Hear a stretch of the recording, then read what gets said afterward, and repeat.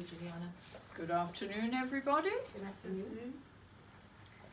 This is number one in a series called Liverpool Memories. I am originally from Liverpool. I'm a liverbird. And this is about a Christmas day in Liverpool when I was 15. Liverpool Memories, number one. I was first on the radio when I was about 15 in 1959. It was Christmas Day, and the programme on a local Liverpool radio was about unwanted Christmas presents.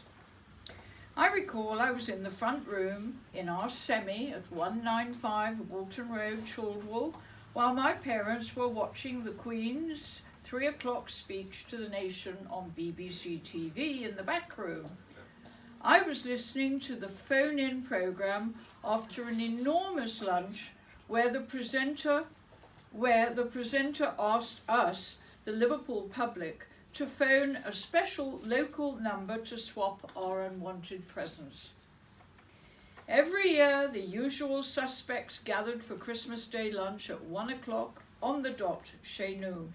My parents, thin, doleful Auntie Gladys, whose fiancé was killed in World War I, my mother's eldest spinster sister, obese, gossipy Auntie Gertie and her henpecked silent husband, Uncle Harry, who had been prisoner in the internment camp in Burma and came back minus half a third finger.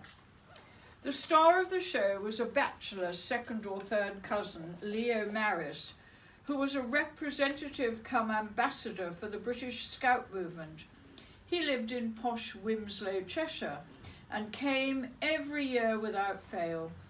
A shy conservative gentleman who always brought me a box of Swiss lawn white hankies every Christmas. Did he think I had a runny nose or cried watching tearjerkers at the cinema? Or perhaps he bought a job lot and brought one out each year. No wonder he was alone, because he had no imagination. It was said his brother married the lady he loved, and they lived in Hove.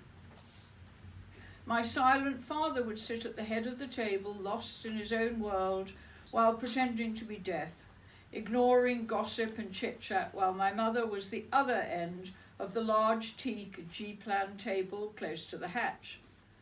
Alma, her lifelong faithful Welsh home help, would pass all the dishes through from the kitchen and eventually do the washing up. The table would be groaning with food.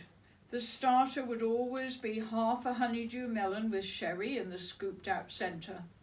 Then the enormous non-kosher turkey with homemade herb stuffing and all the trimmings, tasty homemade bread sauce, crispy roast potatoes as only my mother could make. Are you all feeling hungry, by the way? Yeah. Fresh garden peas and Brussels sprouts with cooked chestnuts. We would live on cold leftovers for the days to come. Finally, Christmas pudding flambé with whiskey, and you hoped you'd get the silver joey or 3-penny piece in your serving of pud with lashings of homemade brandy sauce. After the addition of Terry's All Gold 1767 chocolates, the annual gift from Uncle Phil, my father's self-made millionaire school friend, who supplied Marks and Spencer's with all their nylon nighties, slippers and quilted dressing gowns. I was fascinated with the radio programme and the voices coming out of the old brown wooden 30s radio, nestling on the sideboard. All my family had gone to listen to the Queen's words of wisdom. I took the bull by the horns and rang the number, saying I had unwanted gifts. The woman at the end of the line wanted my phone number, after asking what I wanted to swap. Chaldwell 1654, I heard myself boldly say. I'd never spoken to a stranger on the phone before, and certainly never given my parents' telephone number to anyone, let alone a stranger. She said she'd call back after Elvis had stopped singing Jailhouse Rock. I sat excitedly by the phone, patiently waiting. The phone rang and I jumped into radio mode. The presenter then asked me for my first name and the area I lived. How was my Christmas? I explained I was Jewish and therefore did not celebrate Christmas in the usual traditional way with a tree and decorations. We did, however, hypocritically exchange presents. Well, what do you have to swap? A Swiss box of ladies' fine qualities hankies and a quilted pale pink M&S dressing gown. What would you like instead? A big box of Terry's All Girls 7067 dark chocolates in a casket. Ooh, those are very expensive.